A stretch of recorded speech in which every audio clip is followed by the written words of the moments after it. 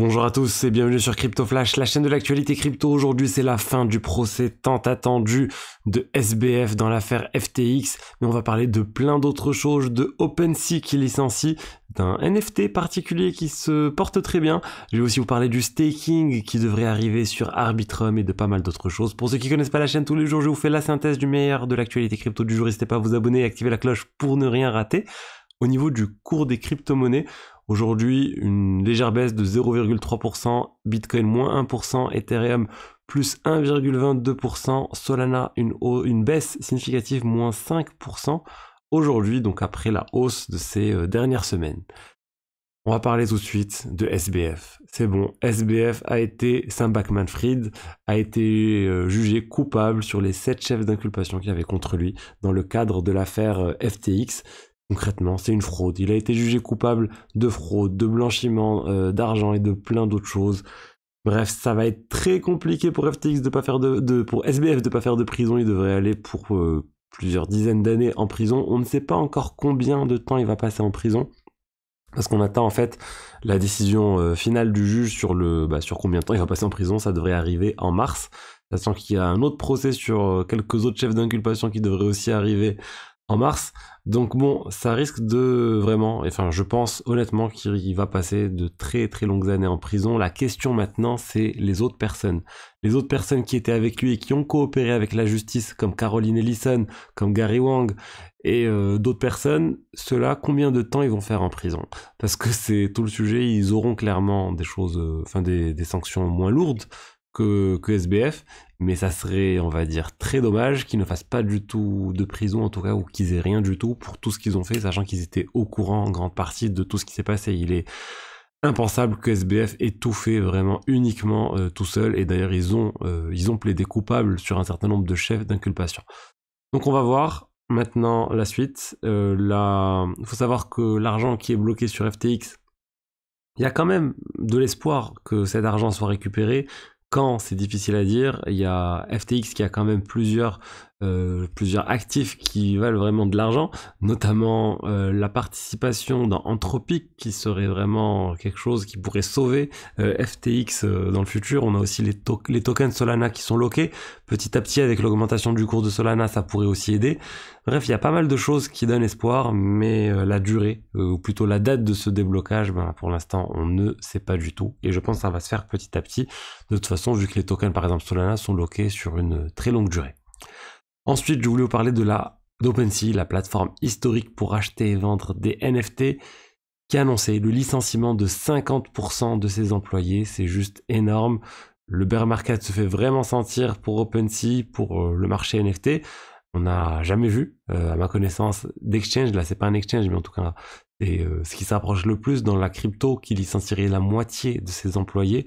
Là, c'est énorme. Ils veulent tout simplement réduire la quantité d'employés pour être plus agiles, pour limiter leurs dépenses, bien sûr, et pouvoir survivre au bear market. C'est tout à fait courant de licencier en bear market. Coinbase l'a fait, et plein d'autres exchanges l'ont fait. Mais autant, c'est vraiment assez rare de voir ce niveau. Je pense qu'ils n'avaient pas le choix de toute façon, si vous voulez lever de l'argent par la suite, ou si vous voulez encore survivre 1, 2, 3 ans dans ces conditions-là, ils se sont dit, on doit licencier. Mais je voulais rester sur les NFT en parlant de quelque chose de plutôt positif. Est-ce que vous avez suivi l'histoire du basketteur Wembanyama? C'est assez hallucinant ce que Victor Wembanyama fait en NBA actuellement. Il vient de sortir un match complètement fou avec 38 points. C'est son 5e match à peine. Il a 19 ans. Il réalise des performances hallucinantes. Et là, en fait, il y a sa carte NFT sur Sorare, sur le Sorare NBA, qui vient d'être vendue pour plus de 100 000 $. C'est hallucinant, 61 Ethers, 110 000 $. C'est une carte unique qui a été sortie par Sorare, donc ils ont un accord avec la NBA. Tout ça pour dire que quand il y a quelque chose qui est très rare, quand il y a beaucoup de buzz, quand il y a une forte communauté autour de Wembanyama aussi, et les NFT, ça continue de fonctionner. Il y a toujours un intérêt pour les NFT. Et moi, je pense qu'il y aura toujours de l'intérêt pour les NFT. Il y aura toujours les riches qui voudront acheter des choses très, très rares dans le monde numérique comme ils le font dans le monde réel. Ça fait pas de doute. Maintenant, c'est plus la personne lambda, comment elle va utiliser les NFT plus tard. Ça, c'est tout le débat et il y a encore beaucoup de choses à construire sur ça, sur l'outillage, sur l'utilité, sur énormément de choses. Mais voilà, sur les éléments les plus rares, ben, il continue d'y avoir de la demande. Ensuite, je voulais vous parler de finances décentralisées avec Arbitrum, la solution de niveau 2 sur Ethereum, qui est en train de préparer du staking. Il y a une proposition dans la communauté pour donner une partie de la trésorerie Arbitrum. Ils ont énormément de tokens Arbitrum, on parle de 3,5 milliards de tokens ARB, ça représente 3,5 milliards, à peu près $, qui sont sous le contrôle du DAO. Et là, il y a la proposition, c'est de sortir environ 1% de ces tokens ou jusqu'à 1,75% de ces tokens, donc 175 millions de tokens pour, excusez-moi, 1,75% ou 1% de la supply de tout ARB, soit en fait dédié à du staking, qui mettent en place du staking pour pouvoir encourager les dépôts et le staking de tokens ARB sur une période de 12 mois et récompenser les personnes qui vont déposer ce token ARB. Alors, pourquoi faire ça? Et est-ce que c'est une bonne nouvelle pour le token Arbitrum? Mettre en place un mécanisme de staking, c'est quelque chose d'assez courant qui a lieu pour deux choses. Premièrement, c'est donner de l'utilité au token. Et deuxièmement, c'est redistribuer une partie des tokens de la trésorerie parce qu'ils en ont énormément. Et donner l'utilité, c'est en fait bloquer les tokens. L'idée, c'est qu'il y ait beaucoup de personnes qui viennent et qui stake, qui mettent de côté ces tokens pour une durée la plus longue possible, ici 12 mois. En contrepartie, ils vont recevoir des tokens en plus ARB pour les inciter à les laisser. L'idée, c'est que ça va réduire le nombre de tokens en circulation, donc potentiellement augmenter le cours du token si la demande autour du token ARB reste la même. Il devrait même y avoir des pénalités de retrait si jamais les personnes retirent avant une certaine date. Donc voilà, vraiment c'est l'idée, comment bloquer le plus de tokens, comment donner de l'utilité à notre token, comment redistribuer les tokens Arbitrum. Ils ont vraiment un trésor de guerre. Maintenant, la communauté va décider de la manière d'utiliser tout ça. Et c'est pas simple hein, de gérer un DAO, on l'a vu hier avec le DAO qui est en train de disparaître. Aragon avec leur token Ant.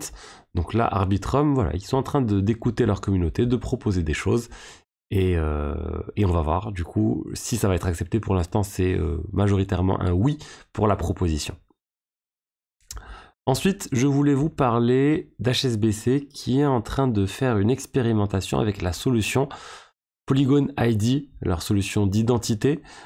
C'est quelque chose que Polygon a depuis un certain temps, et là on a HSBC Lab qui est en train d'étudier le sujet pour les utilisateurs, pour les clients d'HSBC, mettre en place ce type d'identité pour pouvoir ensuite mettre des interactions avec la plateforme HSBC, mais aussi avec la blockchain. Donc toujours bon de voir en plein vert les banques, les institutions financières continuer d'essayer des choses autour de la blockchain en lien avec des blockchains publiques. Hein. Polygon ID c'est compatible avec Ethereum et autre chose. Donc plutôt bonne nouvelle j'ai envie de dire pour Polygon et pour les cryptos de manière générale. Et enfin, pour finir, Lido, le géant du staking, vient de valider une proposition pour activer le système OBOL de staking complètement décentralisé. L'objectif est simple, hein, permettre une meilleure décentralisation des validateurs sur Lido. Actuellement, il y en a une petite quantité et l'idée c'est d'en avoir le plus possible, avoir même des solo stakers, des personnes qui font tourner leur nœud de validation Ethereum chez eux, qui participent à Lido, qui participe au STETH et à la décentralisation de ce token qui est en train de prendre de plus en plus d'ampleur jusqu'à inquiéter les développeurs Ethereum parce que ça commence à prendre une très grande part de marché par rapport à l'Ether normal. D'ailleurs, regardez, si on va sur CoinGecko, vous trouvez le stake d'Ether à la 8e place de la market cap. Avec 16 milliards de dollars, avec Ethereum qui a 219 milliards de dollars. Donc ils sont en train de s'inquiéter de tout ça et Lido veut calmer tout le monde en disant écoutez, nous on veut décentraliser le plus possible Lido, on veut donner d'ailleurs beaucoup de pouvoir au token STETH sur les sujets de gouvernance autour de Lido.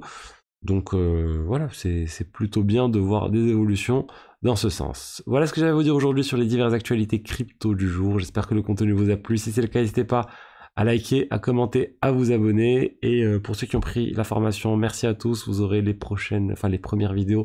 Une dizaine de vidéos devraient arriver très très rapidement, idéalement d'ici dimanche.